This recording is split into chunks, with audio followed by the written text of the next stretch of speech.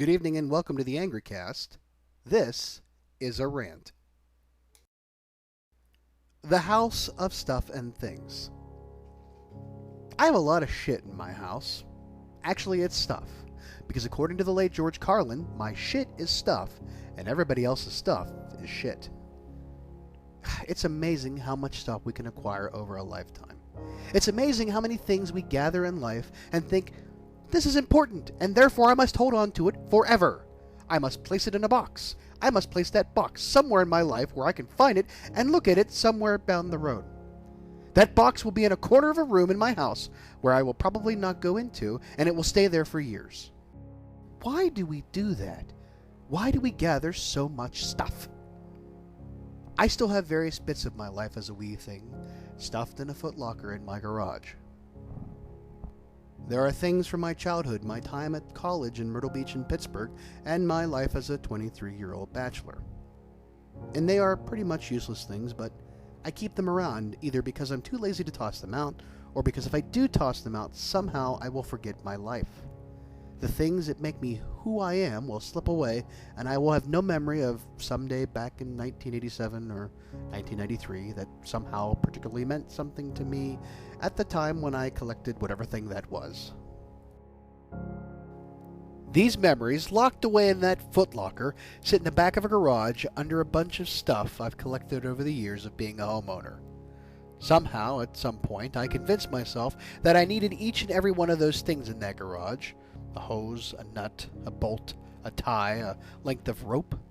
It's more of a list of potential murder weapons from Clue than it is of any real use, and yet there they sit, gathering cobwebs, insect carcasses, and dust. Each one of these things was put there because it served a purpose, and it was probably not the purpose it was intended to serve. But my hope was that someday it would again serve a purpose, quantifying its existence in a place so full of stuff it cannot hold a vehicle anymore. In fact, in every room of my house there is something that is of no use. Usually it's me when I'm standing in that room because I should get rid of these things that serve no purpose. But I am working on that.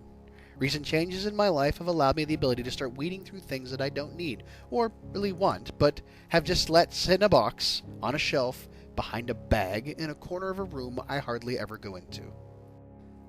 At what point do we get like this? At what juncture do we come to in our lives that we find ourselves needing to gather material items in mass quantities? We've all seen those Facebook and YouTube posts of people living in tiny spaces, and a majority of us say we could do that, but could we really?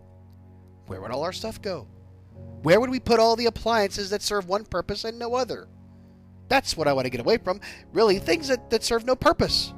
Now you could say that those memories in my footlocker serve a purpose. They are a reminder of who I was or still am in a sense, and those things will stay. But everything else in this house of stuff and things is up for grabs. But when did it start to get this bad? My family consisted of my parents and the three of us kids living in a 3-bedroom house. I spent the first 10 years of my life sharing a bedroom with my brother, and there's 7 years difference between he and I, so for a 16-year-old to have to share a bedroom with a 9-year-old, well, that's kind of ridiculous, isn't it? And I barely spent any time in that bedroom. I played mostly outside or in the family room. And I didn't have much stuff in most of those 10 years. Most of it could fit into a shelving area in the corner of a room. Most of the things were hand-me-downs from my siblings. Heck, we didn't have much stuff growing up, and maybe that was the best thing for us. And when my parents decided to upgrade the living quarters and build a house nearby, I got my own room, and it terrified me. I was so used to having someone with me at night that it was a scary thought to be in this room all by myself. But eventually, I got over it. Actually, it was quite awesome. I had my own stuff now. It was all mine. No worries about having to ask somebody else for permission to use it. No fear that I may break something of somebody else's. My existence, my identity, summed up in a room of stuff and things that belonged to me. So my room, that was all mine, began to accrue more stuff over the next 8 years before I went off to college. Now, my parents' biggest nightmare was not me going 600 miles away to college, but the idea that if I did go, I'd have to take all my stuff with me when I went. I needed all my things to make sure I remembered who I was back home. It was silly, but it was me, my identity. And while I was at that school for only 4 months, I accrued more stuff, mostly papers and folders and books and a few clothes. But then I came home, and so did all my things. At the University of Pittsburgh, I managed to keep only the essentials, because I was only an hour away. All my stuff could stay in my room at home because I was close enough to come home whenever I needed to. It's funny, most kids would never spend their entire college experience living in the dorms, but I liked it. I lived in the same wedge-shaped room for 4.5 years. I really only needed room to sleep, study, entertain myself, or another if I was so inclined. I had a TV, a fridge, a computer, a microwave, and a phone. I was set. The rest of the campus was my house. I didn't have to worry about roaches or overpriced rent or leaky plumbing or bad neighborhoods, utilities, whatever. Why pay an exorbitant amount of money for subpar housing in an apartment when I would only be in it for a fraction of the time anyways? Of course, then I graduated, and my small collection of stuff and things, which had grown more, with papers and clothes, mementos of college and such, all came home and joined the rest of the things that made up me. Then I moved out of my parents' house and lived on my own, with each residence, shared home, back to my parents' house, an apartment, a townhouse, and then on to another home. I managed to gather more things and stuff. And by the time I closed on that home, I had planned out all of these new things that I would need. It was called a registry. Yep, a wedding registry is like a license to check your brain and create a wish list of splurge. When I got married, I asked other people to fill in the gaps of the things and the stuff that I wanted. And that was probably the point at which it got out of control. A coffee bean grinder, a water filtration device, hampers. A lot of things that served one function, and therefore I had to double up on things to perform all the other tasks I needed to perform. And as things got even more out of control, I then needed things to store my stuff, organized in a room I hardly ever go into. Knickknacks and tchotchkes and baubles and all these things acquired over years of living out on my own, just to be displayed for 8 months out of the year, only to be replaced for the remaining months by the same stuff, only holiday themed. It's madness. Then those things have to be stored as well, so now I have to have twice as much stuff stored in twice as many totes in a room I hardly ever go into, and it's only for display purposes. Look, when I got my first full-time job and I ventured out onto my own, I wanted a collection of movies I liked. Now, that became a flawed concept because my VHS tape suddenly became outdated and didn't work properly, replaced by these things called DVDs. And then after replacing most of my collection with DVDs, then Blu-ray came out. Now I've begun getting Blu-rays, and soon that format will be replaced by something else. Who knows, probably digital.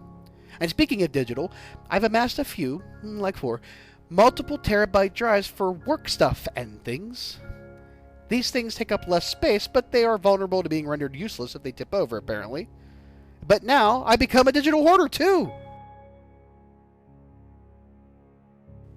It's my fault, really. I wanted these things. I wanted to have a house full of stuff, and I thought that was important. While I sat in my apartment, which had only 5 rooms, and a townhouse which had 7, I would daydream about the time when I would have a house big enough to prove some superficial point about myself making it to that level of materialism. I would watch shows like Fantasy Open House with host Claire Berger on HGTV. Now, I'm not sure if it's sad or hilarious that I remembered that show and host by name from over 10 years ago. But they had these huge homes in Jackson Hole, Wyoming, and Maui listed for millions of dollars, and I wanted to live there. Hey, a bigger place for all my stuff! Frankly, all my stuff would have probably fit in only 2 rooms of those ridiculously sized homes, but I had plenty of room to get more stuff then. But now I finally get it. I recently had to tear down a pool that had hardly worked or was ever used, but I had to have it, of course.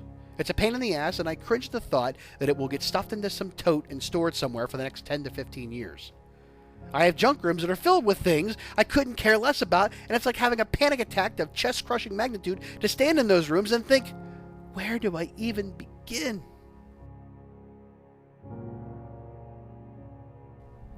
Now, I do want to get new things, or more accurately, things that are new to me, that accomplish certain tasks. I want things that I can enjoy that serve a function. I don't need a lot. A few tools that perform all the basics, not like ones as seen on TV, or enough dishes and silverware to handle my needs and maybe some of the folks who stop by to visit. Just the bare essentials that qualify for performing all of the tasks I need to do. It would be nice to have a place to put all my shoes and the shoes of guests when they come into my home. It'd be nice to get those cubbies that you find in roller rinks or bowling alleys and just repurpose them. They're conversational and cool, you know? I also need a place to hang coats other than the backs of chairs, so why not take an old window, you know, the kind with those crossbar things, and you turn it sideways, add some coat hooks, and then fashion the back to hold pictures or whatever. Look, I recognize my house of stuff and things is a problem now, ahead of my impending demise, hopefully many decades away, because I do not want to bequeath to my child the inevitable task of having to sort through all of my stuff. And my parents, who are now in their 70s, have a multitude of things in their house, things that are probably of good build and use, just packed into boxes, stuffed in the rafters of the garage. And I do not look forward to the day when I will join my siblings in going through their stuff. Not so much because of the task, but the reason.